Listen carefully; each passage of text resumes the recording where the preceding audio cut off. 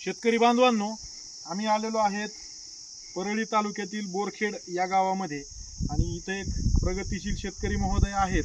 तर यांनी ऊस पिकामध्ये धाईंच्या हा नाविन्यपूर्ण प्रयोग केला हिरवळीच्या खताचा.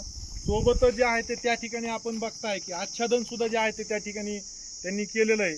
आणि ह्या सगळ्या सेंद्रिय निविष्ठांचा वापर करत करत त्यांनी जे आहे ते ऊस पिकासाठी जे आहे या ठिकाणी हे जे काही आपण ड्रम पाहताय, आपण जर जवळून हे पाहिलं तर हे जे आहे ही जीवामृत त्यांनी जे या ठिकाणी तयार केलेलं आहे. आणि हे जे बाजूला ड्रम जे काय आपण पाहतोय तर ते वेस्ट डिकम्पोजरचा जो आहे तो ड्रम त्या ठिकाणी आहे. या दोन्ही निविष्ठा त्यांनी तयार केलेल्या आहेत आणि या दोन्ही निविष्ठांचा जे आहे ते त्यांनी वापर जे आहे ते या ठिकाणी त्यांच्या शेतामध्ये जे आहे ते करतात. तर त्यांची माहिती जी आहे ते आपण त्या ठिकाणी जे आहे ते घेऊ. तर साहेब नमस्कार, तुमचं पूर्ण नाव सांगा. माझं नाव दत्तात्रय सर्जेराव सपकाळ, राहणार बोरखेड, ओके, तालुका परळी, जिल्हा बीड. हां.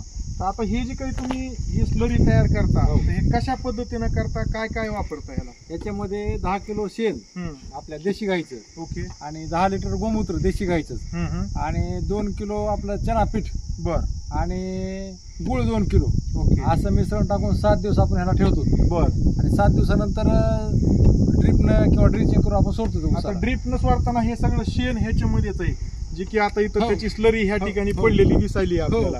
त्याचं जे काही जुनं भुसकट जे आहे ते हे ह्या ठिकाणी बघा एकदम प्युअर असं भुसकट हे इथं. तर हे कशा पद्धतीनं तुम्ही हे कसं वस्त्रगाळ करता? याला काय करायचं, एक दिवस ज्या दिवशी आपल्याला सोडायचे का हा. त्याच्या अगोदर दिवशी हलवायचं नाही ह्याला. बर, हा, ते सगळं गाळ खाली बसते बुडाला. ओके, हा, आणि त्याच्यानंतर आपण कॅननं पाणी काढून घ्यायचं, बर, सगळं पाणी येतं आणि नंतर कपड्यानं गाळण करून वस्त्रगाळ करायचं. वस्त्रगाळ करून ड्रिप मधून किंवा तुम्हाला स्लरी ह्यानं सोडता येते, ड्रिचिंग बी करता येते. म्हणजे तुम्ही ह्या ठिबकनं सुद्धा ते सोडता. ठिबकनं सोडलंय बरं. आता हे ठिबकनं सोडल्यामुळं तुम्हाला काय अनुभव आला त्याचा ह्या वापरात? ह्याच्यामुळं म्हणजे पिकामध्ये खूप भरघोस वाढ आहे नाही, आणि जीवाणूची संख्या ग्रीनरी आणि त्याचं जे काही पीक किडीला आणि रोगाला बळी पडायचं तुमचं काय नाही निरीक्षण खूप आहे? खूप कमी प्रमाण आहे. सगळ्याच बाबतीत कसं यायचं, हा. हे जर दिल्यानंतर त्या पिकाला जे अन्न घटक मिळणार आहेत होय, ते चांगल्या प्रमाणात मिळतात. ओके, त्याच्यामुळे काय होतं किंवा ते पिकाला जी किडी येणार आहे होय, ती येणारच नाही ना. सशक्त सशक्त पीक होतंय. पीक होत आहे ना. बरोबर आहे. आणि हे घरचा प्रयोग आहे, उत्पादन खर्च कमी खूप करण्याच्या कमी. अनुषंगानं हो आपला भरपूर फायदा हो. होतो याचा. बरोबर आहे. चांगलं आहे हा, हे, आता करायला पाहिजे शेतकऱ्यांनी. बरोबर आहे. असं शेतकरी बांधवांनो, मी दाखवेन की एवढा आज मार्च कडाक म्हणजे मेचा हा कडाक्याचं ऊन असताना सुद्धा आणि प्लांटेशन ही लागवड कधी झाली आहे? ही आपली मार्च मध्ये झाली. मार्चमध्ये लागवड झाली. आम्ही बरेच प्लॉट पाहिले. प्रचंड मोठ्या प्रमाणामध्ये ऊस पिकामध्ये जे आहे ते आम्हाला पोंगेमर लवकर येणाऱ्या खोडकिडीमुळे असेल किंवा पिंक स्टेम बोररमुळे दिसते. मात्र हे पीक जे काही आहे एकदम सशक्त दिसत आहे.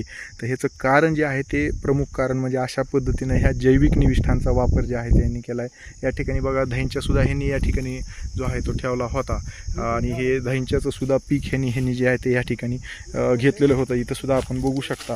तर अशा पद्धतीनं आपण सुद्धा सेंद्रिय निविष्ठांचा वापर करून जे आहे ते आपला उत्पादन खर्च जो आहे तो कमी करावा.